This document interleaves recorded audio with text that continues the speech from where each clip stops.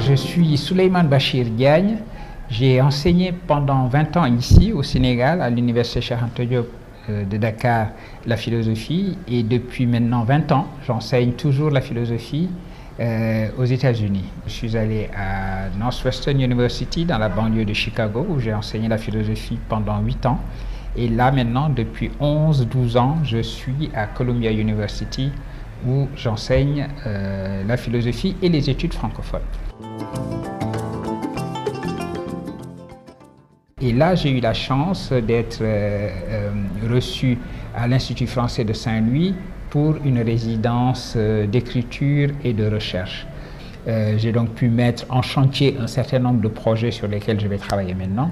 Et en même temps, j'ai pu travailler à un certain nombre de thèmes autour desquels des rencontres ont été organisées avec différentes communautés saint-louisiennes. Évidemment, la communauté universitaire, puisque j'ai pu aller à l'université Gaston Berger de Saint-Louis, où j'ai été invité à donner une conférence sur, disons, les études postcoloniales. Enfin, l'intitulé exact de la conférence, c'était « Le postcolonial et la question de l'universel ».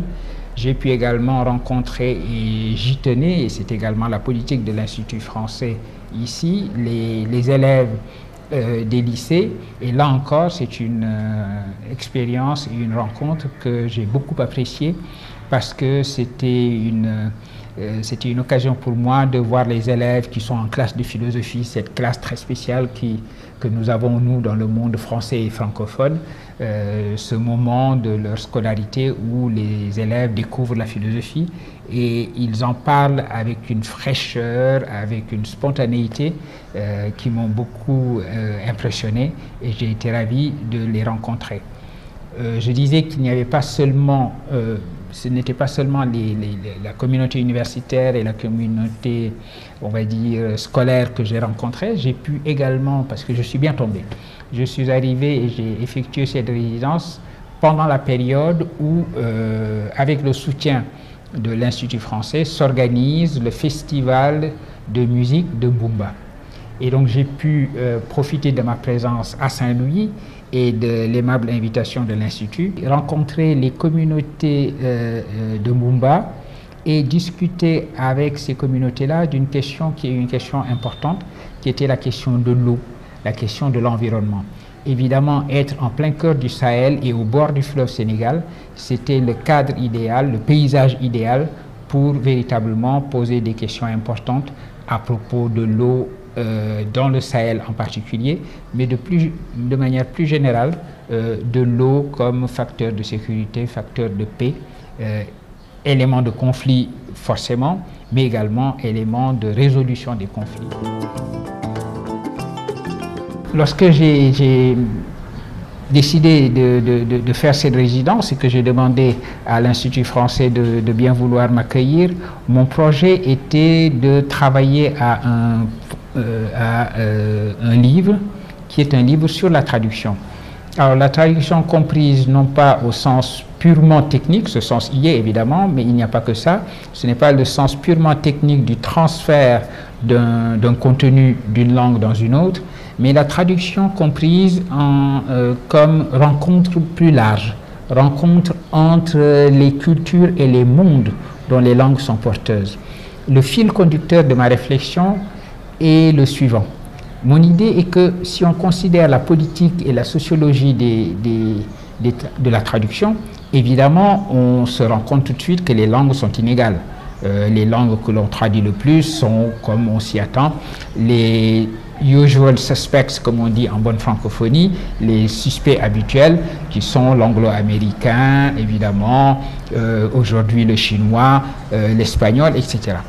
Mais, si on se concentre maintenant sur l'acte lui-même de traduction et sa signification philosophique et éthique, j'allais dire, qui consiste à donner hospitalité dans une langue à un contenu qui a été pensé, élaboré, créé dans une autre langue, il y a là un rapport de réciprocité, un rapport d'égalité, y compris dans les situations d'asymétrie linguistique. La naissance d'une littérature francophone comme née d'un acte de rencontre de réciprocité et de traduction entre des langues, ceci m'intéresse. Un autre aspect d'une situation asymétrique qui devient un rapport de réciprocité, c'est la réflexion sur la traduction des textes sacrés, puisqu'on traduit de langues considérées comme sacrées à des langues considérées comme profanes. Qu'est-ce qu'il en est de la politique de traduction, des éléments de censure possibles, des interdits de traduction? Voilà des questions qui m'intéressent.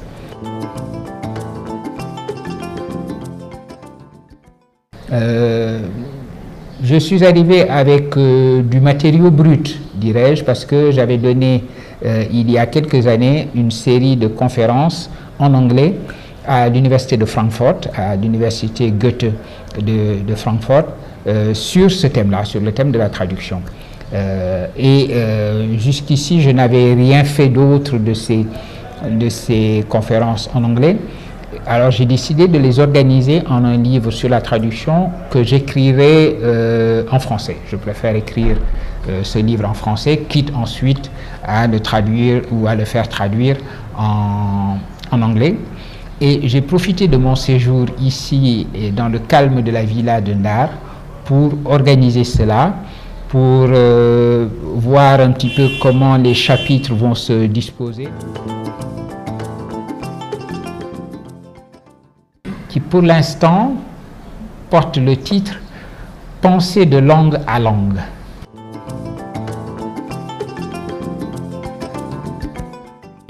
Alors, mon expérience m'indique que la Villa Ndar et la résidence de recherche, d'écriture ici profitent énormément de la location, de la localisation de cet institut.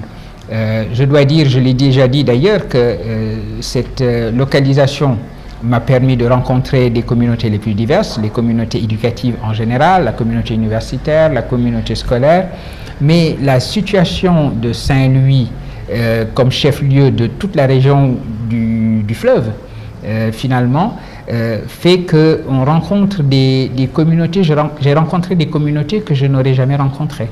La rencontre que j'ai eue avec les pêcheurs de Mbumba, par exemple, ceci va rester une expérience unique dans ma trajectoire.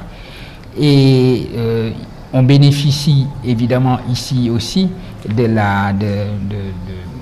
du climat de Saint-Louis, qui est une ville de culture. Et j'ai pu également, en me promenant dans l'île de Saint-Louis, voir qu'il y a des initiatives culturelles très nombreuses qui font que l'Institut français est situé dans un cadre qui est lui-même un cadre en évolution culturelle importante et intéressante.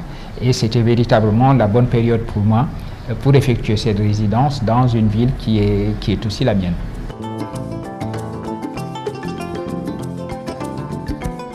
La réflexion prospective est une part importante de mon travail. J'ai écrit un petit livre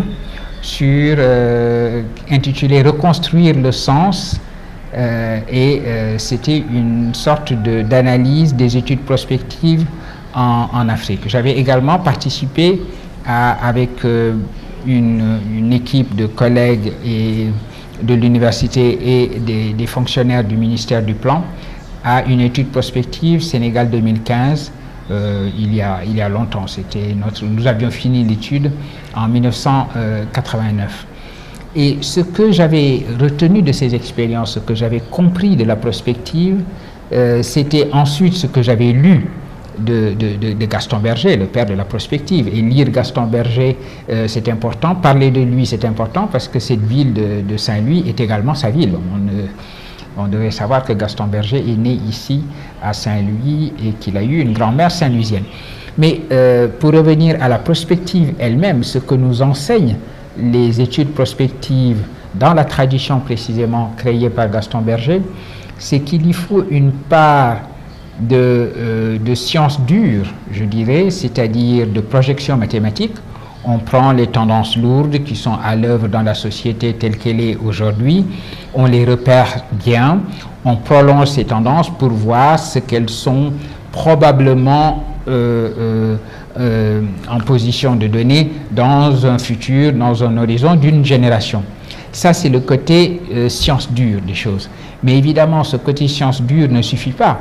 Il y faut aussi de l'imagination, il y faut de l'imaginaire, et il y faut du rêve même.